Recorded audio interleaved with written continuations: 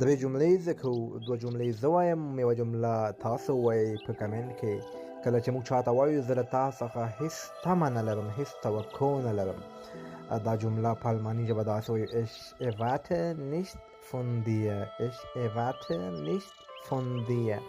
erwarte وایي تمې ته، توقع ته.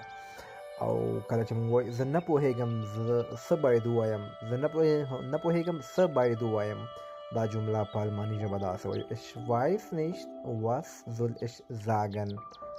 Ich weiß nicht, was soll ich sagen. دوستانو بله جمله ده ما سره: ته ډېر بېادبه یې، ته ډېر بېادبه یې. دا جمله په الماني ژبه څنګه وایي تاسو په کمنټ کې ولیکئ. ښایسته فرصت ده، له لاسه مه ورکوئ، ویډیو مکمل ګورئ، ځان پرې پوهوئ. آلمان کې په اروپا کې چې ژبه مو نه وي زده نو سړی د مشکلاتو سره ډېر زیات مخامخ کېږي.